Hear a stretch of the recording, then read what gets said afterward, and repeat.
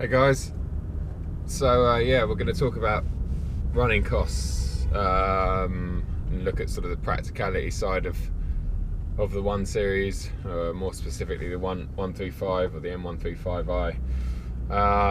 I've had a few people asking me, what's the boot space like, the rear leg room, and just reliability, etc. So I'm just going to show you how much room there is inside a 1 Series. Mine's a 3-door now, so it's a bit smaller. I'm pretty sure it's a bit smaller and a bit tighter in the back. Anyway, easier to get in and out of with the 3 doors, with the longer doors, as I've sort of talked about in previous videos. But you do the front seats don't sit as low as they do in the 5-door. They tend to actually sit up about, I'd say about an inch or so off feel, but I'd like to compare them back to back, and the reason for that is the seats have got the folding mechanism on them to allow rear passengers to go in. So yeah, so that mechanism must sit underneath the seat somewhere, which in turn lifts the actual the whole seat up a bit. So yeah, so I'm sat, this is where I normally sit. I guess I sit closer to the wheel than maybe some people, I don't know. I like to be close to the wheel, gives me more control. On really long cruisy drives along the motorway, I might adjust the seat back a couple of notches, but this is basically the Chris Harris rule of thumb. Sitting comfortably, should be able to rest your wrist on the top of the wheel with your arm slightly bent. And that's kind of what I go off, obviously adjusting so my legs aren't too cramped as well. Footwell's pretty small in the 1 Series. It's alright in the auto because you're just resting your left foot, but in the manual I do have a few issues with my size 11 feet, but not too many. Sorry, my phone's going off the hook. Got a few jobs going on tonight, so I have to wrap this up. Yeah, so as you can see, it's reasonably spacious in the front here. Seats are very comfortable. The 5-door, I think anyway, has a bit more space in the back. It feels a bit more spacious as well. Also, you got your own window and stuff to put up and down. Whereas the 3-door, you kind of, it's more of a temporary space that you'd want to be in back there. But yeah, so let's go back. I'm going to leave this seat where it is. So I'm 6'3". Going to leave it exactly where it is. I'm going to fold it forward, jump in the back, see if I can sit behind me, basically. I've never tried this before, believe it or not, and it might be a bit of a struggle, but I think I'll get in there. So let's have a look, check it out.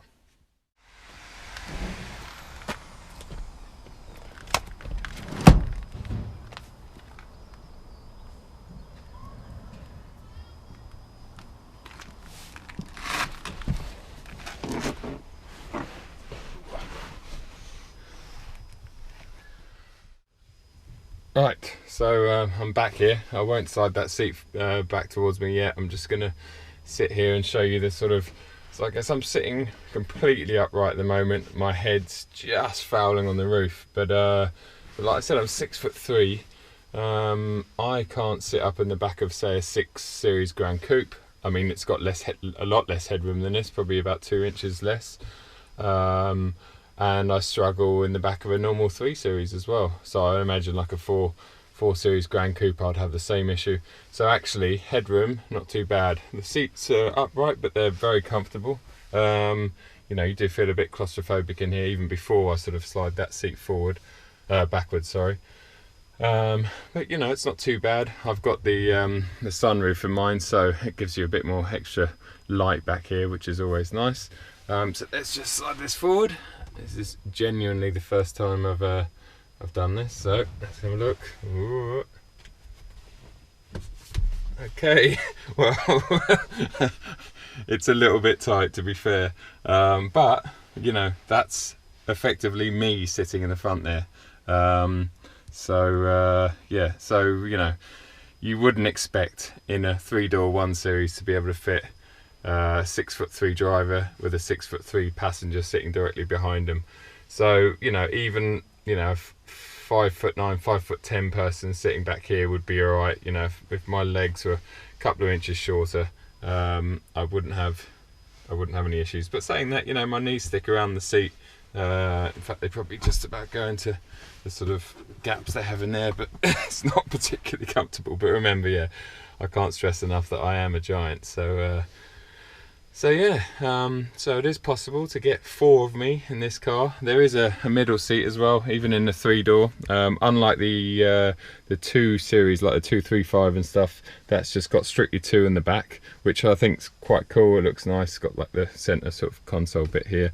But in this one, yeah, so you can lift this up, and there's a proper 3rd seat belt there with the sort of headrest and stuff. Yeah, again, you wouldn't want three of me back here, that's for sure.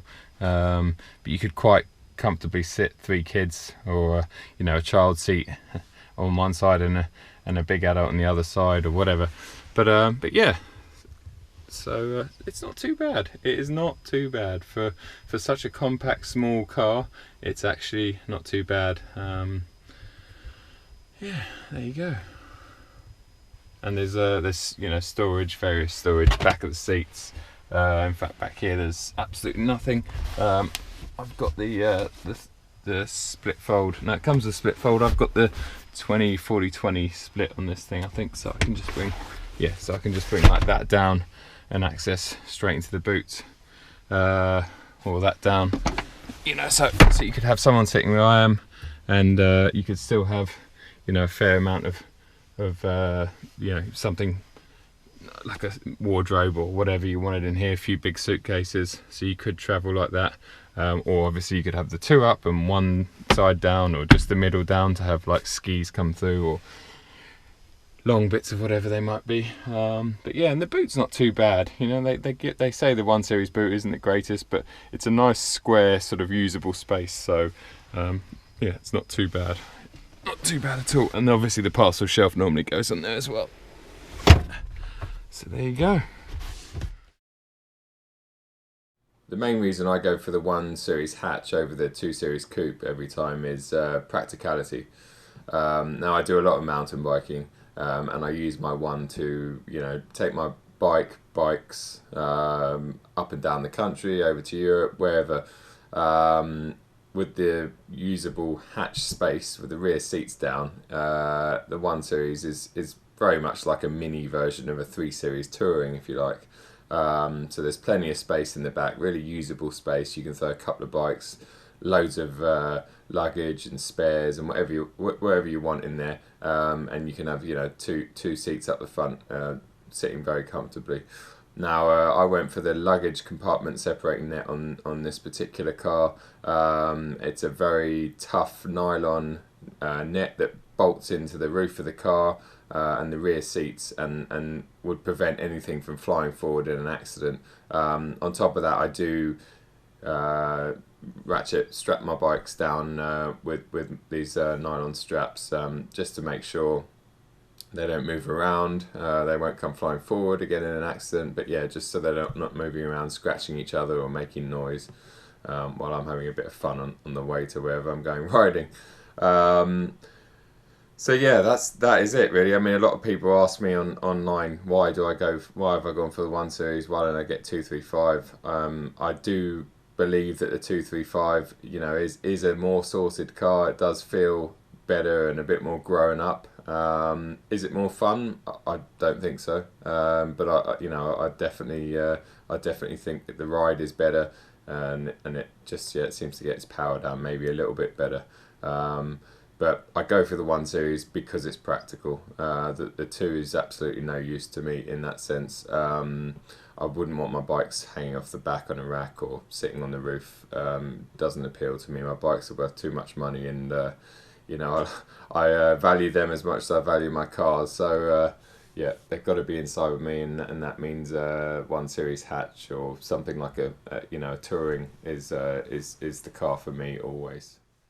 Most of us know, some of you might not, but in the UK anyway, they're extremely good value, the 1 Series, the M135s. You get big discounts on them. You know, people are getting sort of around the 15% mark discount, and if you're doing the PCP, if you're doing it on finance, would say between 3 and sort of 5 grand deposit, you're going to look at paying about between 300 and 350 pounds a month over, say, 36 or 48 months, depending on the spec, obviously. So it's an affordable car, and it's, you know, it's amazing value for money when you look at the performance on offer and the practicality side of it, especially with the one hatch and stuff. I think it offers more of a practical side. Obviously the 2 Series offers more of a sort of driver experience side. So yeah, so the initial outlay's not too pricey. There is, like with all BMWs and most cars that are sold today, you know, there's a service package that's offered. I think it's currently at 550 quid, and that's 3 years? No, it's 5 years and 50,000 miles. So essentially, they, you know, it sounds like 5 years, but actually it would just be the 2 services, because it requires a service every 2 years or 20,000 miles, whichever comes first. And depending on it's kind of a variable service depending on your driving style. So if you spend a lot of time on the track or ragging it, then obviously it's going to be then yeah, the service intervals are going to be a lot smaller. So it adjusts itself accordingly. Now, you know, is the service package worth it? Probably not, to be fair. I think the first service on your M135 is going to be around the £200 mark, oil, filters, etc. And you know, certainly with my other car, most people don't keep their cars on PCP for more than 3 years, so you're only going to see the one service in that 3 years, which is going to be 250 quid max. You know, you shouldn't need things like brake pads, certainly brake rotors. Yeah, there's just I mean, the one good thing with the service package is, you know, it covers you for an infinite amount of oil. But that brings me on to the next point. Now, the N55, in my experience anyway, drinks next to nothing. My first M135, the Auto Blue car, I think when I traded that in, it done about 23,500 miles. Now it had so its first service was at about the 18,000 or 19,000 mile mark. When it had its first service, I had only been into BMW once, and they topped up with about half a litre, 3/4 of a litre of oil. So basically 20,000 miles, it burnt through less than a litre of oil, which is next to nothing. So whether you're getting that oil free on the service package or not, you know, a litre of decent oil is not going to be pricey. So yeah, so didn't drink. I didn't have any issues with that, with the car, with the gearbox. What other running costs are there on this car? Well, a comparison that, you know, something that I thought of was obviously, you know, firstly it's what do I get, an auto or a manual? And you know, if I was offered a third M135, I genuinely wouldn't know which one to pick, because I think they're both equally amazing. They both have their plus points, they both have their negative points. Well, very few negative points on either of them, but they certainly both have their own plus points. Yeah, but the auto obviously is £1,500 more than the manual. So initially you might be like, okay, well, you know, I'm going to go down the cheap. If it's a case of going down the cheaper route, then don't be fooled by that, because actually I was working it out. I've had to write it down, especially as I'm driving. So firstly, we'll work on 3 years here. If you had the auto for 3 years or the manual for 3 years, you're going to save 180 quid on car tax alone in those 3 years, right? So that's not a great deal. But then when it comes to fuel, now the auto is definitely, I would say, very close to 10% more efficient in every scenario of driving, whether it's motorway or ragging or whatever. It's on average 10% more efficient. So I was working that out. 10k 10,000 miles a year, looking at current fuel prices, we're looking at about £2,400 to run a manual, and about £2,150 to run an auto. Again, if you break that into, or if you spread that over the 3 years, it actually works out that the manual costs you nearly 750 quid more in fuel. So when you add the 750 and the 180, you get a total saving of over £900. So actually, when you look at it that way, and that's fact. That's not some funny figures I've just come up with. That is actual factual figures. The auto really over the 3 years costs you another 500 or 600 quid, and then you factor into the equation that the auto is going to be worth a bit more money at the end of the 3 years, so the residuals are probably higher. So actually, the PCP monthly rate that you pay probably isn't actually that much more. So you'll probably find that running an auto and running a manual over the 3 year span is exactly the same cost wise. And yeah, I'm sure maybe some of you might disagree with me, but that's from what I can work it out. I think that's about the truth of it. Other things, right? So we've gone through fuel tax. I mean, fuel. So just going back to the fuel. My first car over the 2 years and the 23,000 miles, I averaged about 26.5 mpg. Now that was a mix of driving. It was thrashing its arse in the Alps. It was lots of motorway driving at a steady sort of motorway speeds. Lots of town driving. So to me, I think 26.5 mpg is bloody good for a car with all that performance again. And in the auto, I could see 40 on the motorway if I wanted to. If I was very careful, Eco Pro, I could average 40 mpg, which is unbelievable. The manual, as I say, about 10% less in everyday driving. Around town and whatever else, it seems pretty similar. I haven't really had it long enough to really compare, but on the motorway it's definitely about 10% less efficient, just because its sixth gear is nowhere near as high as the 8th gear in the auto, so it's always revving higher and therefore using more fuel. So yeah, other running costs. Well, firstly, warranty. So any problems with the car? I had nothing. I had a damp issue where the water was coming into the car, and that was actually due to my windscreen being replaced really poorly by Autoglass. And so let's just talk about that. If you're getting your windscreen replaced, it's definitely worth paying the extra and getting an original BMW windscreen fitted, not one of Autoglass's sourced ones that that cost you only 50 quid new excess or whatever. Forget that. Ask for an original BMW one. Sometimes you get it for no extra cost. Sometimes you have to pay a bit extra. Pay the extra. They are much better. I didn't originally. A couple of weeks later, I noticed the car was fogging up, the aircon was playing, because the aircon's got a condensing some kind of sensor built into it, so if it senses damp, then the air conditioning kicks in all the time, and that was kicking in. I like to have my fan blowing low in all my cars, just a bit of air circulating, but I don't like the aircon on unless it's really hot in the summer.